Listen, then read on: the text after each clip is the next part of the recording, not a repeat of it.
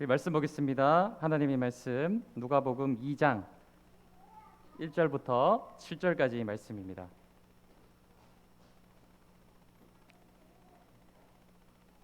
신약성경 89페이지에 있는 누가복음 2장 1절로 7절까지 말씀 찾으신 후에 교독하겠습니다. 그때에 가이사 아구스도가 영을 내려 천하로 다 호적하라 하였으니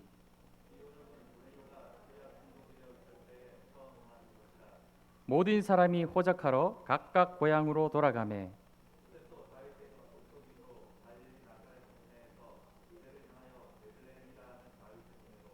그 약혼한 마리아와 함께 호적하러 올라가니 마리아가 이미 잉태하였더라.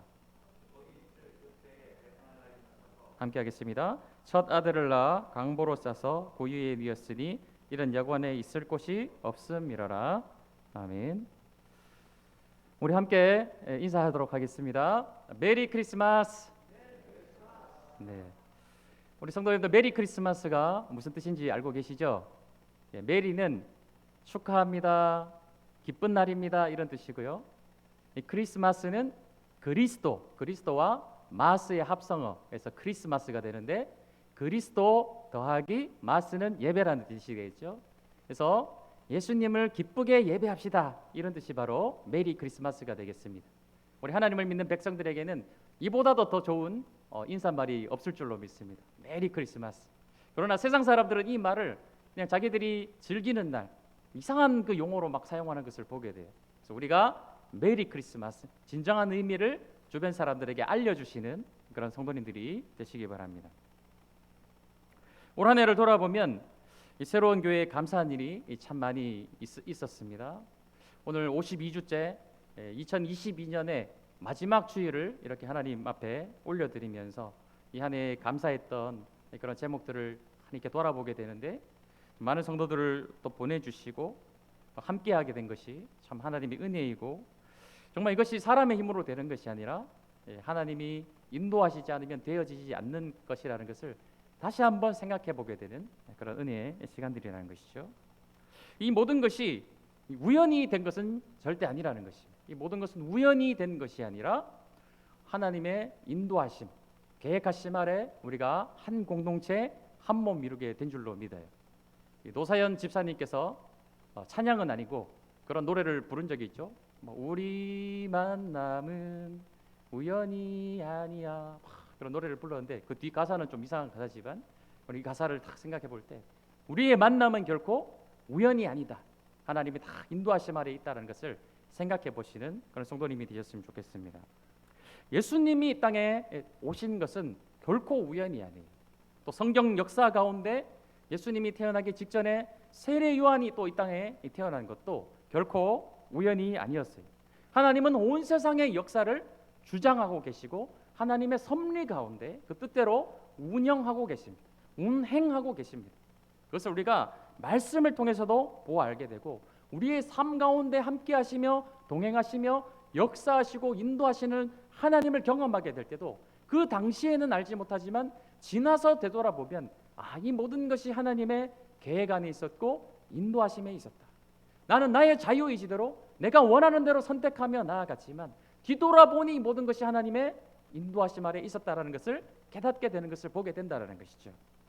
오늘 누가복음에는 예수님의 이야기를 기록하기 전에 누가복음에서는 세례 요한이 먼저 탄생한 이야기를 기록을 하고 있습니다.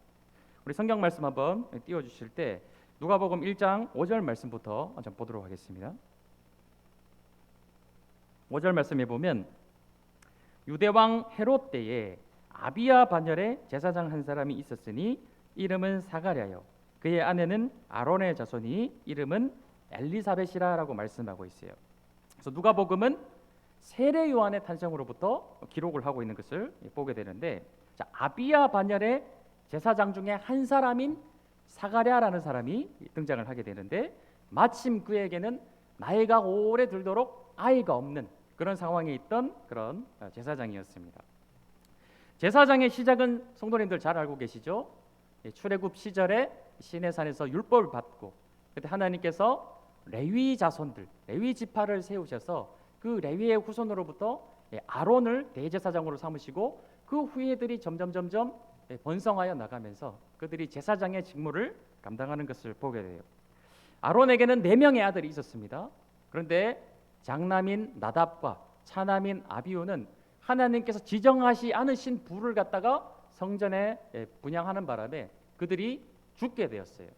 그래서 3남인 엘르아살과 4남인 이다말이 제사장의 직분을 감당하게 되는데, 우리가 잘 알고 계시는 엘리 제사장 알고 계시죠? 사무엘상에 나오는 사무엘과 관련된 엘리 제사장, 이 의자 위에 앉아 있다가 자기 아들들의 죽은 소식을 듣고 넘어져서 목이 부러져 죽은 그 엘리 제사장도 바로 4남인 이다말의 후예가 되겠습니다. 어떤 이유에서인지 원래는 3남 엘르아사를 통해서 이 대제사장이 후계가 되어야 되는데, 어떤 이유인지 정확하게 알 수 없지만 이 4남인 이다말의 후손으로부터 엘리 제사장이 대제사장의 직분을 감당하고 있었어요. 그런데 우리가 성경의 역사를 좀 공부하다 보면 열왕기상을 우리가 보게 되는데, 거기 보면은 이 다윗 시대에 2명의 대제사장이 등장하는 것을 보게 됩니다. 한 명은 누구냐면은 바로 우리가 잘 알고 있는 아비아달이에요. 아비아달. 그리고 또 한 명의 대제사장이 등장하는데 그의 이름은 사독이에요. 다윗이 나이가 많이 들어가지고 이제 힘이 없는 상태가 되었습니다. 곧 오늘 내일 하는 상황 가운데 왕자들의 난이 일어나게 돼요. 한 아들 아도니아가 자기가 왕이 되고자 많은 사람들을 막 끌어모읍니다. 요압 장군부터 시작해서 또 이 아비아달 제사장을 막 모셔놓고 자기가 이제 왕이 된 것처럼 막 잔치를 벌이는 그런 모습이 등장을 하게 되죠. 그 모습을 지켜보던 솔로몬의 어머니인 바세바가 다윗을 찾아가게 되었어요. 그리고 사독으로부터 시작해서 많은 제사장을 또 모으고 또 무리들을 모아서 결국 왕자의 난에서 승리하게 되는 것은 바로 솔로몬이 되었습니다. 그래서 이때 이 아비아달, 엘리의 후예인 아비아달이 이때 제거가 되는, 숙청을 당하게 되는 그런 일도 일어나게 된다는 것이죠. 그러면 왜 이 시대에, 이 다윗 시대에 2명의 제사장이 있었을까요? 지금 역사를 설명드리는 이유는 무엇이냐면은 오늘 우리가 누가복음 1장을 읽었는데 이 말씀에 나오는 모든 일들이 역사 가운데 하나님의 철저한 계획 가운데 이것이 이루어지고 있음을 설명드리기 위해서 잠깐 어렵지만 역사를 설명을 드리는 거예요. 왜 다윗 시대에 원래 한 명이었어야 될 이 제사장이 2명이 되었을까요?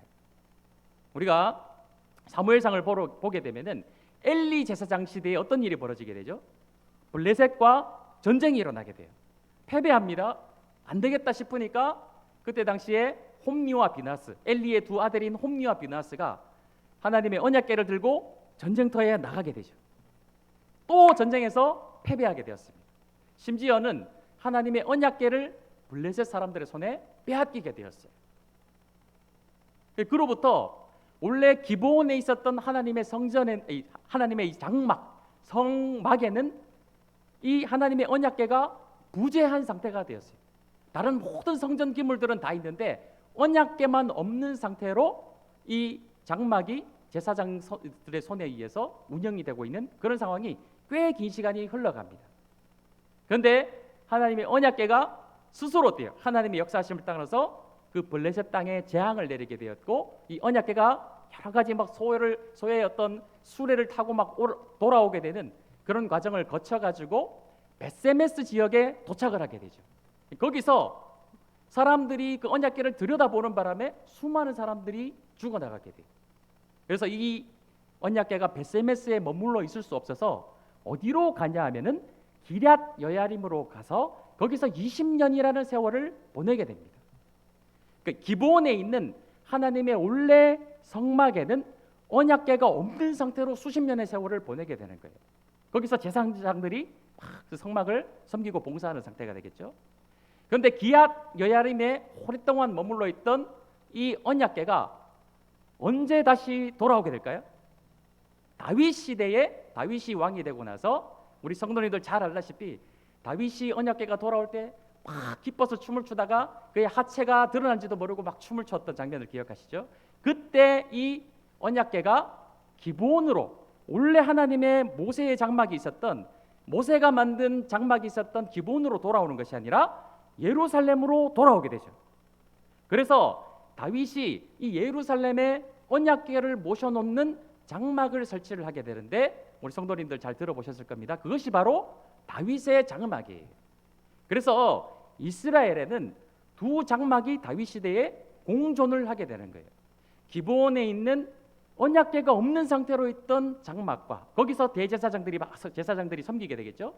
예루살렘에 있는 언약궤만 있는 그 장막, 다윗의 장막이 존재하게 되고, 거기서 또 다른 제사장들이 거기서 섬기게 되는데, 바로 이 엘리의 후예들이 이 기브온 성전에서 섬기게 되고, 이 사독의 후예들이 이쪽에 있는 그 예루살렘에 있는 다윗의 장막에서 봉사를 하게 되는 거예요.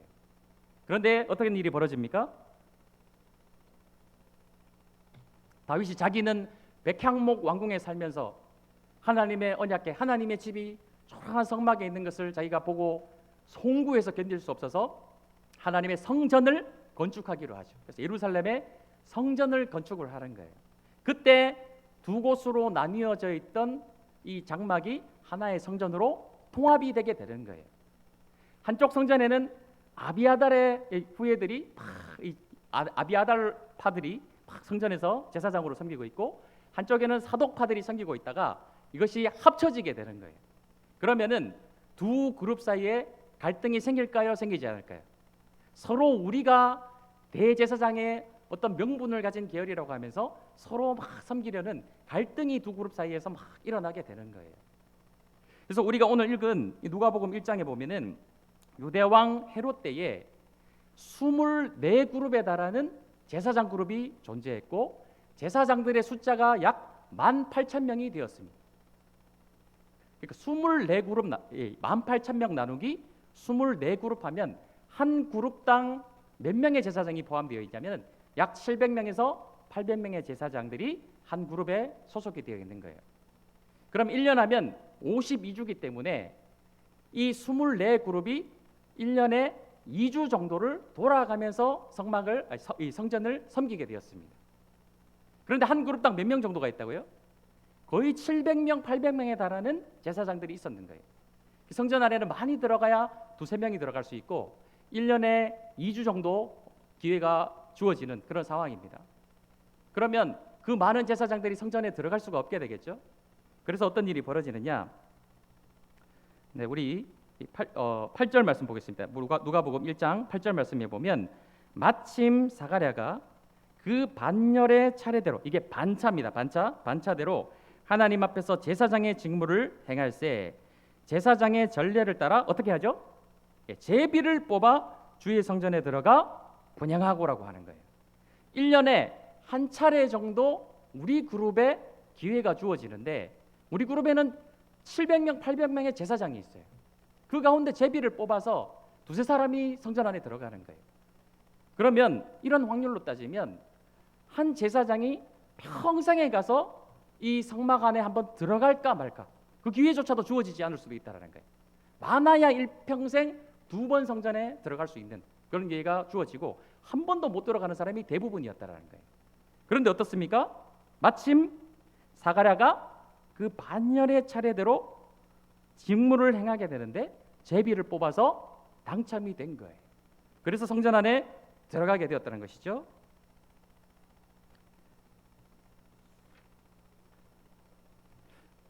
성전에 대해서 막 설명을 드리니까 지금 너무 막 지식적인 것을 말씀을 드려서 좀 어려우실 수 있지만 잘 들으시고 한번 이해해 보시는 그런 시간이 되셨으면 좋겠습니다. 8절 말씀 보겠습니다. 8절 말씀에 제사장의 직무를 행할 때에 11절 말씀 보겠습니다. 11절 말씀, 주의 사자가 그에게 나타나 향단 우편에 선지라. 그리고 이 천사가 이 사가랴에게 무서워하지 말라.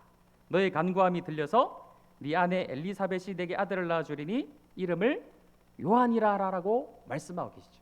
자, 요한은 어떤 인물입니까? 우리가 잘 알고 있는 예수님의 이 땅에 오심을, 메시아의 도래를 준비하는 자, 그 주님의 오실 길을 예비하는 자로서 그 삶을 드렸던 것이 세례 요한이었어요. 이 세례 요한은 사가랴의 아들로 태어나게 된 거예요. 자, 이것이 우연일까요? 우연이 아닐까요? 마침 예수님이 오시기 직전의 타이밍에 그 수백 명의 어떤 달하는 제사장들 중에서 마침 세례 요한의 아버지가 되는 사가랴가 그 타이밍에 수십 년들 가운데서도 그 타이밍에 추첨이 되어서 성전 안으로 봉사하러 들어가게 된 것이 과연 우연의 일치일까요? 아닐까요? 어쩌면 사가랴는 그 이전에 수많은 기회에서 하나님께서 그것을 막으실 수도 있겠죠. 이 순간 이 타이밍에 제비를 뽑게 되어서 성전 안에 들어가 천사를 만나게 되도록 하나님의 인도하심이 그 가운데 있었다라는 것입니다. 다시 우리 거슬러 가서 1장 7절 말씀 보겠습니다. 7절 말씀에 보면 엘리사벳이 잉태를 못함으로 그들에게 자식이 없고 두 사람의 나이가 많더라라고 말씀하고 있죠. 오랫동안 이 사가랴는 엘리사벳을 통해서 아이를 낳지 못했어요. 우리 성도님들 잘 아시겠지만 옛날에는 아이를 낳지 못하면 여성으로서 굉장히 그것이 수치였고 사람들의 눈에는 이 사람이 이 가정이 하나님께 무슨 범죄함이 있나 보다라고 여겼던 정죄하는 의식이 있었던 것이 그 당시의 어떤 관습이었어요. 아이를 갖지 못한다는 것은 굉장히 부끄러운 일이고 힘든 일이었습니다. 그런데 6절 말씀으로 한번 다시 거슬러 올라오겠습니다. 1장 6절 말씀. 이 두 사람이 하나님 앞에 의인이니 주의 모든 계명과 규례대로 흠없이 행하더라라고 말씀하고 있어요. 자, 이 엘리사벳이 잉태하지 못하는 것이 그들의 흠이나 범죄 때문이었습니까? 그것이 아니라는 것이죠. 6절 말씀에 보면 하나님 앞에 이들이 의인이었고 흠없는 자들이었어요. 그러면 이 사가랴와 엘리사벳 사이에 아이가 없는 것은 우연이 아니라 하나님께서 그들의 아이를 낳지 못하도록 그동안 막으셨던 거예요. 막으셨다가 예수님이 이 땅에 오시기 그 직전에 세례 요한을 예비하셔서 그 주님의 오실 길을 예비하는 자로 세우시기 위해서, 그리고 그 직전 타이밍에 마침 제비를 뽑아서 그들이 성전 안에 들어갔고 천사를 만나서 계시를 듣게 되는 이 모든 것들이 우연일까요? 우연이 아니라는 거예요. 우연이 아니라는 것이죠. 자, 다시 한번 설명드리겠습니다. 예수님이 태어나기 직전에 주의 길을 예비하는 자, 엘리야와 같은 자, 구약에 예언된 대로 엘리야가 다시 와야 될 것이죠. 말라기에 예언된 대로 엘리야가 다시 와야 되는 그런 상황이에요. 근데 사가랴는 일생에 한 번 올까 말까 성전에 들어갈 기회를 제비로 뽑게 됩니다. 수백 명들 가운데 제비로 뽑게 되는 거예요. 근데 그 타이밍에 마침 엘리사벳은 아이를 가지지 못하고 있는 상황이었어요. 이 세 가지를 확률로 구해보면 얼마만큼의 확률이 될까요? 우연히 계속되면 그것이 우연이 아니죠. 우연히 계속되면 그건 우연이 아니라는 거예요. 이 성경은 모든 것이 마치 우연처럼 일어난 것처럼 여겨질 수 있는 것에 대해서 이것은 우연이 아니라 하나님의 계획 가운데 이루어지고 있다는 것을 우리에게 가르쳐주고 있는 그런 말씀이에요. 이것을 우리는 무엇이라고 말하냐? 바로 하나님의 섭리라고 말씀하고 있는 것입니다. 우리가 이해하기 쉬운 말로 하나님의 계획, 하나님의 인도하심, 하나님의 역사가 이 가운데 다 들어있다는 것이에요. 우리가 읽었던 본문 말씀으로 돌아가겠습니다. 2장 1절 말씀입니다. 그때 가이사 아구스도가라고 말씀하고 있죠. 가이사 아구스도는 아우구스투스라고 해서 이 로마의 황제를 굉장히 존칭으로 일컫는 용어예요. 이 가이사 아구스도는 누구냐면은 옥타비아누스라는 그런 사람입니다. 역사의 기록에 따르면 이 옥타비아누스는 일생에 3번을 천하에 있는 모든 사람들에게 다 호적을 하라고 명령을 하였어요. 오늘 2장 1절 말씀에 나와 있는 천하로 다 호적하라는 명령은 일생에 3번 호적하라는 명령 가운데 2번째로 명령한 그런 내용이 되겠습니다. 그 당시에 요셉은 어디에 살고 있었냐면은 이 북쪽 갈릴리 지역 나사렛이라는 곳에서 요셉은 살고 있었어요. 우리 성도님들 잘 아시겠지만 요셉은 어느 지파 사람인가요? 요셉은 유다 지파 사람이죠. 유다 지역은 어느 지역입니까? 예루살렘과 베들레헴이 있는 지역이 유다 지파가 소속된 그런 지역이 되겠어요. 그러면 요셉은 어디에 살고 있어야 되는 거죠? 북쪽 갈릴리에 살고 있으면 안 되는 거예요. 이 북쪽 갈릴리는 스불론 지파의 영역입니다. 이미 이 이스라엘이 망했기 때문에, 북이스라엘이 망했기 때문에 이미 사실은 그 지파별로 그 지파가 존재하지 않지만, 그러나 그 북쪽 갈릴리 지역은 스불론 지역이기 때문에 이 요셉이 거기서 살 이유가 하나도 없는 거예요. 그런데 왜 요셉이 북쪽인 이 갈릴리 지역에서 살고 있었을까요? BC 100년경에 알렉산더 얌니우스라는 사람이 왕이 되면서 이 북쪽의 갈릴리 지역에 유대인들이, 이스라엘 그 혈통이들이 아무도 살지 않고 있으니까 이 남쪽에 있던 유다 지파 사람들을 강제로 이주시켜서 이 북쪽 나사렛 갈릴리 지역에 정착해서 살도록 만들었습니다. 그런데 오늘 말씀을 보면은 호적하라 했어요. 호적하라. 이 당시의 로마법에 따르면 호적을 하는 것은 세대주만 가면 되는 거예요. 그래서 본적 개념과 비슷한데 자기가 원래 살던 곳으로 돌아가서 거기 이 유다 지파 지역이기 때문에 유다 지파 지역으로 돌아가서 세대주 이 요셉만 호적을 하면 되는 상황이었다는 것입니다. 그런데 오늘 말씀을 보게 되면은 5절 말씀에 약혼한 마리아, 결혼도 아직 하지 않았어요. 약혼한 마리아와 함께 호적하러 올라가니 마리아가 이미 잉태하였다라고 말씀하고 있죠. 자, 원래는 세대주만 가면 되는데 왜 임신한 몸으로 거의 만삭에 이르러 있던 그 여인의 몸으로 북쪽 갈릴리부터 시작해서 베들레헴까지는 굉장히 먼 거리가 아니겠습니까? 혼자 그냥 가까운 거리를 다니기에도 몸이 무거운 이 마리아가 굳이 호적하는데 안 따라가도 되는 상황에서 왜 마리아를 따라서 베들레헴까지 내려가게 되었을까요? 여기 또 하나의 이제 역사 얘기를 해드리겠습니다. 2절 말씀에 보면 이 호적은 이 구레뇨가 수리아 총독이 되었을 때에 처음 한 것이라고 말씀하고 있죠. 역사의 기록물에 따르면 구레뇨가 수리아 총독이 되었을 때 한시적으로 모든 유대인들이 만 12세 이상 되는 모든 유대인들이 남녀노소 구분할 것 없이 다 호적하라고 명령을 내린 유일한 딱 한 번의 시간이었다는 거예요. 이 명령이 만약에 없었더라면 마리아는 굳이 베들레헴으로 내려가지 않아도 되는 상황이었어요. 그랬다면 어떻게 됐을까요? 마리아는 어디서 출산을 하게 되었을까요? 나사렛에서 출산을 하게 되었겠죠. 근데 성경은 어떻게 예언하고 있습니까? 베들레헴에서 메시아가 날 것을 예언하고 있다라는 거예요. 자, 이게 우연일까요? 그냥 우연히 구레뇨가 거기 총독으로 부임하게 되었고 원래 하지 않아도 될 명령을 만 12세 이상 되는 모든 유대인들이 굳이 다 호적하라고 그 명령을 우연히 내리게 되었을까요? 우연이 아니라 하나님의 섭리 가운데 그 명령이 내려졌고 요셉과 머리아가 함께 베들레헴으로 내려가서 거기서 출산을 하게 되었다는 것이죠. 절대 우연이 아니라는 것입니다.